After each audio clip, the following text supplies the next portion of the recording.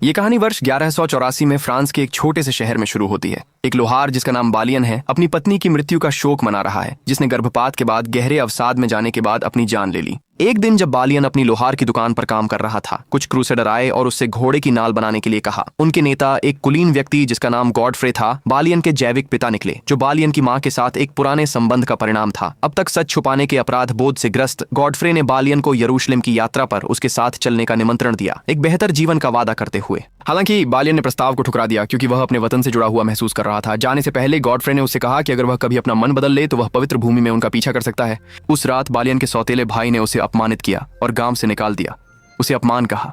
इससे भी अधिक दुखद बालियन ने पाया कि उसकी पत्नी के शरीर का सिर काट दिया गया था और उसे उचित दफन नहीं मिला था, और उसकी क्रूस की माला अब उसके सौतेले भाई द्वारा पहनी जा रही थी। दुख और क्रोध में बालियन ने उसे मार डाला। उसके बाद उसने अपने गांव को छोड़ने और अपने पिता का पीछा करने का निर्णय लिया, जो पहले से ही यरूशलेम के रास्ते पर थे। जब वे मिले तो बालियन ने पूछा कि क्या उसने जो हत्या का पाप किया और उसकी पत्नी की आत्महत्या को पवित्र भूमि में माफ किया जा सकता है। गॉडफ्रे ने बस इतना कहा, हमें यरूशलेम में इसका उत्तर मिलेगा। अपनी यात्रा के दौरान आराम करते समय गॉडफ्रे ने बालियन की युद्ध कौशल की परीक्षा लेनी शुरू की। उसने उसे विभिन्न पाठ और बुनियादी तलवारबाजी तकनीकें भी सिखाईं ताकि उसे पवित्र भूमि में जीवन की कठोर वास्तविकताओं के लिए तैयार किया जा सके। हालांकि माहौल अचानक तनावपूर्ण हो गया। गॉडफ्रे का भतीजा अपने सैनिकों के साथ आया, अपने पिता के आदेश लेकर कि बालियन को गिरफ्तार किया जाए, जिसे अपने सौतेले भाई की हत्या का दोषी माना गया था। गॉडफ्रे ने इस अनुरोध को सिरे से खारिज कर दिया। वह अच्छी तरह जानता था कि उसका भतीजा केवल बालियन और खुद को खत्म करने का बहाना ढूंढ रहा था ताकि वह कुलीन विरासत पर कब्जा कर सके। तनाव जल्दी ही अचानक हमले में बदल गया। गॉडफ्रे के भतीजे के सैनिकों ने अचानक हमला कर दिया। गॉडफ्रे के कई सैनिक हमले में मारे गए और गॉडफ्रे खुद एक तीर से घायल हो गए। फिर भी उन्होंने जमकर लड़ाई की। दुश्मन की सेना अंततः पराजित हो गई और गॉडफ्रे ने व्यक्तिगत रूप से अपने भतीजे को युद्ध में मार डाला। गॉडफ्रे की ओर से केवल कुछ ही लोग बचे, खुद गॉडफ्रे, बालियन, एक विश्वसनीय सैनिक और चिकित्सक डेविड और एक अन्य व्यक्ति। हालांकि गॉडफ्रे की स्थिति बहुत गंभीर थी। तीर उसके शरीर में फंसा हुआ था और उसे आसानी से नहीं निकाला जा सकता था क्योंकि वह पसलियों के बहुत करीब था और रीढ़ की हड्डी को नुकसान पहुंचाने का खतरा था। अगर रीढ़ की हड्डी संक्रमित हो जाती और रक्त प्रवाह में प्रवेश कर जाती तो यह गंभीर संक्रमण का कारण बन सकता था। और वास्तव में कुछ ही समय बाद गॉडफ्रे को तेज बुखार हो गया, जो इस बात का संकेत था कि उसकी स्थिति बिगड़ रही थी और उसकी जान खतरे में थी। अगली सुबह उनका समूह अंततः इटली के क्षेत्र में मेसिना के बंदरगाह पर पहुंचा। कमजोर पड़े हुए गॉडफ्रे ने बालियन को अपना अंतिम संदेश दिया। उन्होंने जोर देकर कहा कि भविष्य में जो भी यरूशलेम का राजा बने, बालियन को उसकी सेवा में वफादार रहना चाहिए। उन्होंने बालियन से आग्रह किया कि वह राज्य को विवेक के साथ बनाए, यरूशलेम को एक ऐसा राज्य बनाए जो स्वर्ग के समान हो और मुसलमानों और ईसाइयों के बीच शांति के लिए प्रयास करे ताकि दोनों साथ साथ रह सकें। उस रात बालियन अपने पिता गॉडफ्रे की बिगड़ती हालत से स्तब्ध था। कठिन सांसों के साथ गॉडफ्रे ने अपने बेटे को अपना अंतिम संदेश दिया, कमजोरों की रक्षा करो, सही काम करो, भले ही इसके लिए तुम्हें अपनी जान देनी पड़े, और ईमानदार इंसान बनो चाहे जोखिम कुछ भी हो। अपने जीवन के अंतिम क्षणों में गॉडफ्रे ने आधिकारिक रूप से अपने सभी ईबेलिन के स्वामी के रूप में अधिकार और उपाधियां बालियन को। यह विरासत केवल प्रतीकात्मक नहीं थी बल्कि पवित्र भूमि में बड़ी जिम्मेदारी के साथ एक पवित्र विश्वास थी। अपने पिता के संदेश के बाद बालियन यरूशलेम के लिए रवाना होने की तैयारी करने लगा। इस बीच डेविड गॉडफ्रे का दाहिना हाथ एक सप्ताह के भीतर आने का वादा किया। हालांकि बालियन की यात्रा सुगम नहीं रही। समुद्र उग्र हो गया, जहाजों पर तूफान का प्रहार हुआ और कई यात्री इस त्रासदी में मारे गए। केवल बालियन ही जीवित बचा, जैसे भगवान अभी भी उसे अपनी नियति पूरी करने का रास्ता दे रहे थे। वह एक तट पर जागा, अपने पिता से विरासत में मिली तलवार के साथ बहता हुआ।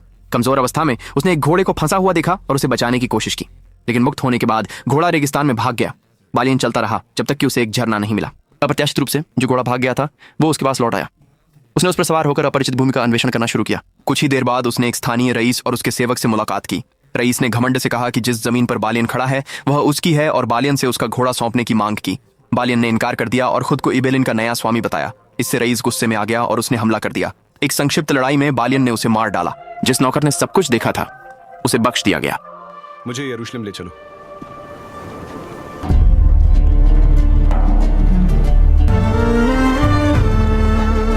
उस समय के प्रचलन के अनुसार उसे गुलाम बनाने या कैद करने के बजाय बालियन ने उसे दया के रूप में मुक्त कर दिया। यरूशलेम के बाहरी इलाके में पहुंचने पर गहरे प्रभावित नौकर ने बालियन को धन्यवाद दिया। उसने खुलासा किया कि जिस व्यक्ति को बालियन ने मारा था वह कोई साधारण व्यक्ति नहीं था, बल्कि सरासेन्स मुस्लिम योद्धाओं में एक प्रमुख शूरवीर था। बालियन के कार्य और कौशल, साथ ही जिस तरह से उन्होंने अपने दुश्मन के साथ सम्मान से व्यवहार किया, जल्द ही फैल जाएंगे और यरूशलेम के अभिजात वर्ग, दोनों ईसाई और मुस्लिम, का ध्यान आकर्षित करेंगे। बंदरगाह से बालियन ने यरूशलेम की ओर अपनी यात्रा जारी रखी। वह पहले उस स्थान पर रुके जिसे यीशु मसीह के क्रूस पर चढ़ाए जाने का स्थान माना जाता है। वहां उसने चुपचाप विचार किया, सोचते हुए कि उसे अब अपने कंधों पर आई विरासत और बड़ी जिम्मेदारी के साथ क्या करना चाहिए। रात भर आराम करने के बाद अगली सुबह बालियन ने अपनी पत्नी के क्रूज के हार को उस स्थान पर दफनाया, विदाई और मोचन के प्रतीक के रूप में। यात्रा जारी रही जब तक वह यरूशलेम के द्वार पर नहीं पहुंच गया। अचानक एक समूह ने उनकी ओर रुख किया। उन्होंने उस तलवार को पहचाना जो कभी गॉडफ्रे की थी, जो इस क्षेत्र में अत्यधिक सम्मानित थे। जब उन्हें पता चला कि कुलीन उपाधि और अधिकार बालियन को सौंप दिए गए हैं, तो लोगों ने उनका स्वागत एक महान कुलीन व्यक्ति के रूप में किया। उन्हें विशेष सम्मान, एक शानदार निवास, निजी सेवक और सभी सुविधाएं दी गईं, जिनकी उन्होंने एक लोहार के रूप में कभी कल्पना भी नहीं की थी। थोड़ी देर बाद डेविड, गॉडफ्रे के दाहिने हाथ के व्यक्ति, यरूशलेम पहुंचे और बालियन से मिले। उनकी बातचीत के दौरान बालियन ने स्वीकार किया कि उनका विश्वास टकमगाने लगा था। उन्होंने कई चीजों पर सवाल उठाया, जिसमें न्याय और उन्होंने जो भी पीड़ा देखी थी उसमें भगवान की भूमिका शामिल थी। डेविड ने कड़वे स्वर में स्वीकार किया कि वह अब किसी भी धर्म में विश्वास नहीं करते। उनके दृष्टिकोण में बहुत से लोग धर्म का उपयोग क्रूरता के लिए औचित्य के रूप में करते हैं, अंधभक्ति जो उन्हें अंधा कर देती है, जिसे भगवान की इच्छा कहा जाता है। इसके बाद डेविड ने बालियन को यरूशलेम का दौरा कराया। वे एक फांसी स्थल से गुजरे जहां 2 क्रूसेडर सैनिकों को अरब नागरिकों की हत्या के लिए फांसी दी गई थी। यह शांति भंग के खिलाफ कानून का सख्त प्रवर्तन था। उस समय यरूशलेम 6 वर्षों से शांति की स्थिति में था। ये शांति 2 महान नेताओं, ईसाइयों का प्रतिनिधित्व करने वाले राजा बाल्डविन चतुर्थ और मुस्लिम युद्ध कमांडर और अरब लोगों द्वारा सम्मानित राजा सलादीन अल अय्यूबी सलादीन के बीच एक समझौते के माध्यम से प्राप्त की गई थी। दोनों ने यरूशलेम को सभी धर्मों के लिए खुला एक पवित्र शहर बनाए रखने पर सहमति व्यक्त की। हालांकि समझौते में यह भी स्पष्ट रूप से कहा गया था कि जो कोई भी शांति भंग करेगा उसे बिना किसी अपवाद के मौत की सजा दी जाएगी, जैसे कि अब फांसी के स्थान पर लटके हुए 2 क्रूसेडर सैनिक। यरूशलेम पहुंचने के बाद बालियन ने राज्य के कुलीन और प्रमुख व्यक्तियों के साथ एक रात्रि भोज निमंत्रण में भाग लिया। उनमें से उपस्थित थे टिबेरियस, एक युद्ध जनरल और दिवंगत गॉडफ्रे के करीबी मित्र, साथ ही एक विवाहित जोड़ा, राजकुमारी सिबिला और उनके पति गाई डी लुसिग्नान, एक अहंकारी कुलीन जो मुसलमानों के प्रति अपनी गहरी नफरत के लिए जाना जाता था। भोज के दौरान गाय ने बालियन के प्रति एक तिरस्कारपूर्ण रवैया दिखाया। उसने उसके साथ बैठकर खाने से इनकार कर दिया। बालियन की स्थिति को नीचा दिखाते हुए, भले ही वह आधिकारिक रूप से एक कुलीन और इबेलिन का स्वामी बन चुका था, फिर भी बालियन ने अपनी गरिमा बनाए रखी और अपमान से उत्तेजित न होने का निर्णय लिया। थोड़ी देर बाद बालियन को महल में राजा बाल्डविन चतुर्थ से मिलने के लिए बुलाया गया, जो एक गंभीर कुष्ठ रोग से पीड़ित युवा सम्राट थे। उनके पूरे शरीर को कपड़े में लपेटा गया था और उनका चेहरा एक चांदी के मुखौटे से ढका हुआ था।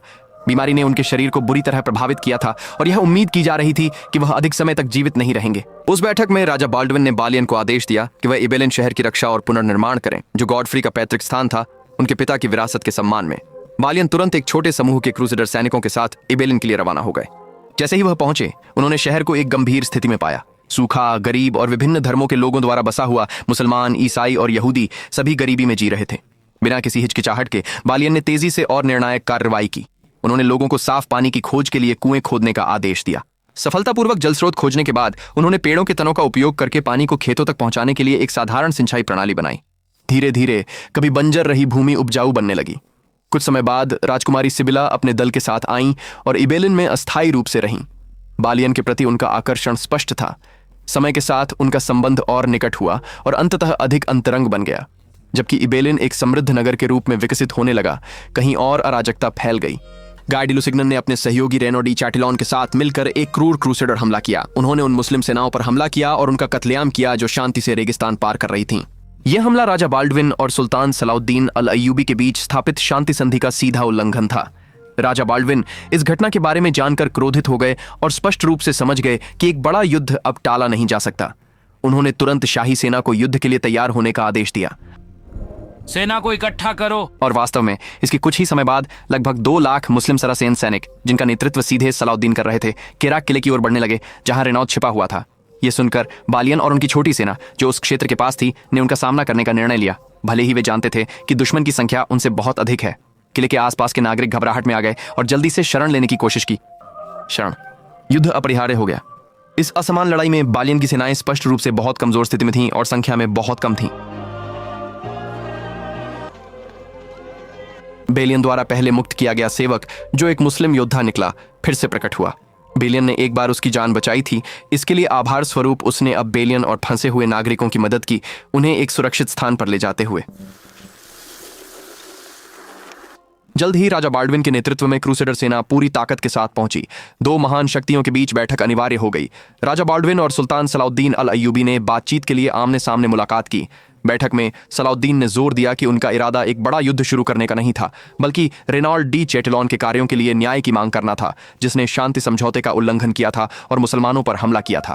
हालांकि राजा बाल्डविन ने जोर दिया कि सलाहुद्दीन की सेनाएं दमिश्क वापस लौट जाएं। उन्होंने व्यापक रक्तपात से बचने के लिए रेनाल्ड को कड़ी सजा देने का वादा किया। स्थिति का आकलन करने के बाद सलाहुद्दीन ने समझौते को स्वीकार कर लिया।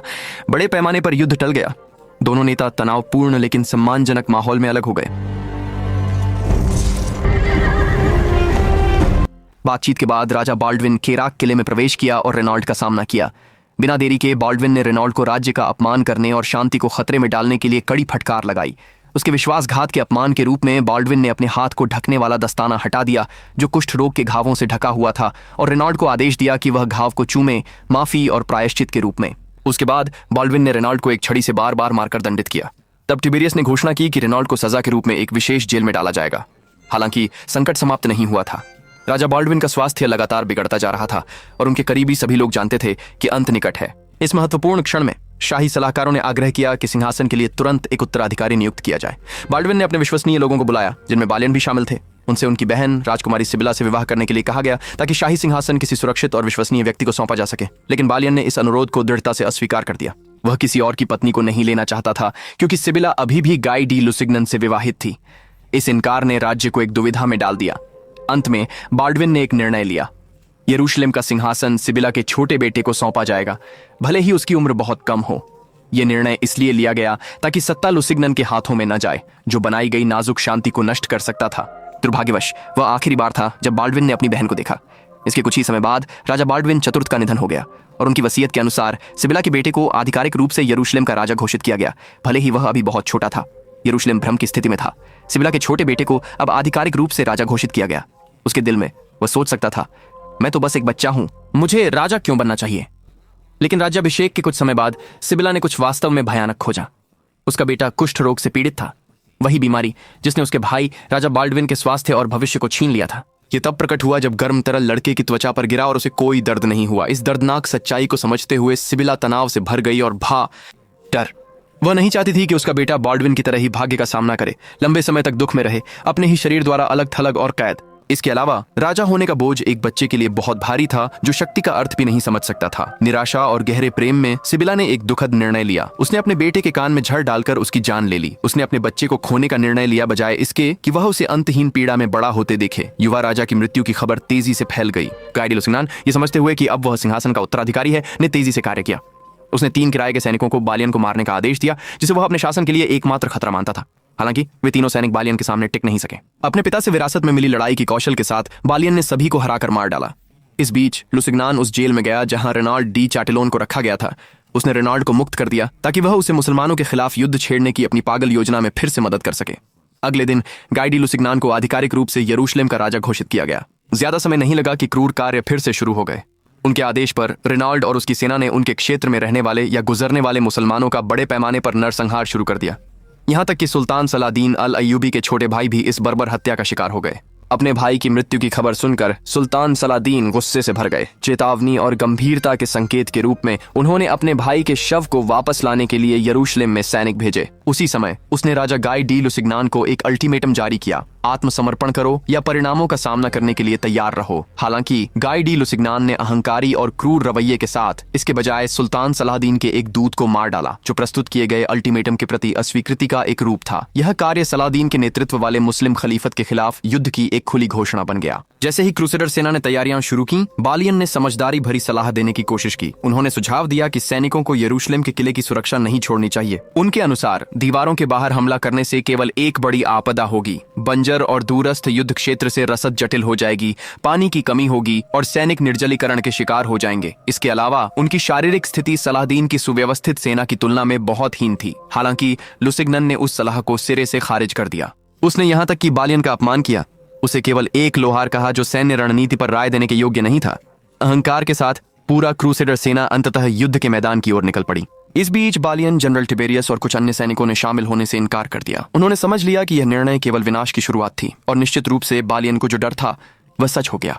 यात्रा के दौरान क्रूसेडर सेना ने अत्यधिक प्यास और थकावट का सामना किया। उनमें से कई तो युद्ध क्षेत्र तक पहुंचने से पहले ही बेहोश हो गए। दूसरी ओर सलादीन की सेना पूरी तरह से तैयार और बेहतरीन स्थिति में थी। उन्होंने मनोवैज्ञानिक रणनीतियों का उपयोग किया। मुस्लिम घुड़सवार क्रूसेडर सेना के चारों ओर घूमते रहे, दुश्मन की ओर धूल के घने बादल उठाते हुए, जिससे उनकी प्यास और भ्रम बढ़ गया। बेहतर रणनीति और शारीरिक तैयारी के साथ मुस्लिम सेना ने आसानी से क्रूसेडर पंक्तियों को नष्ट कर दिया। केवल कुछ ही जीवित बच पाए। जिन लोगों को जीवित पकड़ा गया उनमें गाई डी लुसिग्नान और रेनॉल्ड डी चैटलॉन शामिल थे। सलादीन, जो रेनॉल्ड के प्रति उसकी क्रूरता के लिए गहरी नाराजगी रखता था, ने बिना किसी हिचकिचाहट के उसे तुरंत सिरकलम कर दिया, एक स्पष्ट प्रतिशोध के रूप में।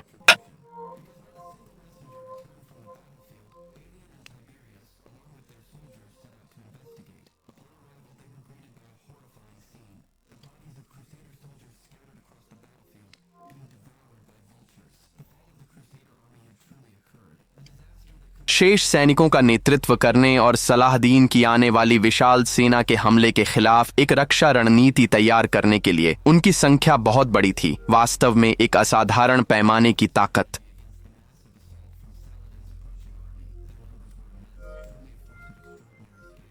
थोड़े समय में बालियन और बचे हुए योद्धाओं ने शहर की रक्षा तैयार करना शुरू कर दिया। उसने किले के चारों ओर जाल बिछाने का आदेश दिया, जिसमें गड्ढों के जाल और तीरंदाजों के लिए रणनीतिक स्थान शामिल थे। इसके अलावा उसने नागरिकों को प्रशिक्षित किया हथियारों के युग में खुद की रक्षा करने के लिए, ताकि वे लड़ सकें जब समय आए। बालियन यरूशलेम के सभी लोगों के सामने प्रकट हुए, सैनिक, किसान, कारीगर, महिलाएं और बच्चे, और एक जोशीला भाषण दिया। उन्होंने इस बात पर जोर दिया कि उनकी लड़ाई केवल एक क्षेत्र या एक राज्य के नाम की रक्षा के लिए नहीं थी। यरूशलेम, बालियन ने कहा, 3 महान धर्मों के लिए एक पवित्र शहर है, इस्लाम, ईसाई धर्म और यहूदी धर्म। किसी भी समूह को इसका पूर्ण अधिकार नहीं है। मुसलमानों के लिए अलक्सा मस्जिद, ईसाइयों के लिए सेपुलक्रे संत चर्च और यहूदियों के लिए चिल्लाती हुई दीवारें सभी पवित्र स्थान हैं जिन्हें संरक्षित किया जाना चाहिए। रात को सलादीन की सेना ने यरूशलेम की दीवारों पर घेराबंदी के उपकरणों से बमबारी शुरू कर दी, विशाल आग के गोले फेंके। हालांकि यरूशलेम की दीवारें अविश्वसनीय रूप से मजबूत बनाई गई थीं। हमले इस अवधि के दौरान बालियन ने उस रात प्रतिक्रिया न करने का निर्णय लिया। उसे पता था कि शहर से एक जवाबी हमला अभी प्रभावी दूरी पर नहीं था। उसने सही समय का इंतजार किया, वह समय जब रक्षा एक घातक आक्रमण में बदल सकती थी। महान युद्ध अभी शुरू नहीं हुआ था, लेकिन यरूशलेम तैयार था। आत्मा और विश्वास के साथ वे एकजुट खड़े थे, न केवल एक ईसाई सेना के रूप में, बल्कि पूरी मानवता के लिए एक पवित्र शहर के सम्मान के रक्षक के रूप में। अगले दिन जब मुस्लिम सेनाओं ने अपनी सामूहिक प्रार्थना समाप्त की, युद्ध फिर से शुरू हो गया। दोनों पक्षों ने एक दूसरे के खिलाफ योजनाएं चलाईं, जिनमें आग के गोले और बड़ी चट्टानें शामिल थीं, जो दुश्मन की किलेबंदी के लिए थीं। श्रृंखलाबद्ध हमले जारी रहे, युद्ध की तीव्रता को दर्शाते हुए। सलादीन की सेनाएं तब यरूशलेम के मुख्य किले के पास पहुंची। उन्होंने शहर में प्रवेश करने के लिए विभिन्न घेराबंदी उपकरण, जैसे घेराबंदी टावर और राम्स, तैनात करना शुरू किया। बालियन ने तुरंत अपनी पूरी सेना को अपनी भूमि पर डटे रहने और हर हमले की लहर को पीछे धकेलने का आदेश दिया। दिन बीत गए, लड़ाई बिना रुके जारी रही, दोनों पक्षों की कई जिंदगियों को प्रभावित किया। यरूशलेम खून और आग से भर गया था। पवित्र शहर एक निर्दयी युद्ध क्षेत्र में बदल गया था। उस सुबह तक जब सलादीन की सेनाओं ने यरूशलेम की रक्षा में सबसे कमजोर बिंदु खोज लिया। अच्छी रणनीति के कार्यान्वयन और पूरी तरह से तैनात होने के साथ उन्होंने अंततः इस खंड को हिला दिया। सैनिकों,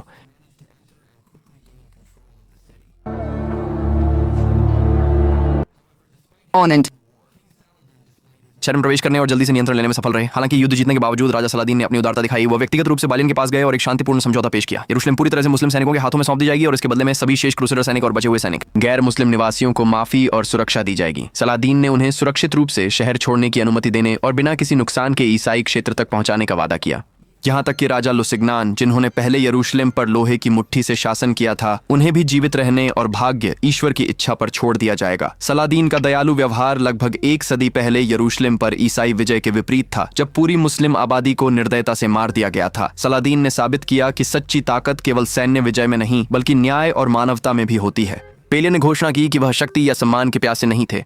उन्होंने यरूशलेम के पूरे शहर को सलाहदीन के हवाले कर दिया, ताकि निवासियों की जान बचाई जा सके और आगे के रक्तपात को रोका जा सके। बेलियन की ईमानदारी और बुद्धिमत्ता को देखकर सलादीन ने उनके निर्णय को सम्मान के साथ स्वीकार किया। फिर बेलियन ने लोगों को संबोधित किया, उन्हें सूचित किया कि यरूशलेम को शांति से सौंप दिया जाएगा और सभी को सुरक्षित रूप से ईसाई क्षेत्र में ले जाया जाएगा। उन्होंने यह भी कहा कि यदि यह स्थान वास्तव में स्वर्ग का राज्य है, तो ईश्वर ही अपनी इच्छा के अनुसार इसका भाग्य निर्धारित करें।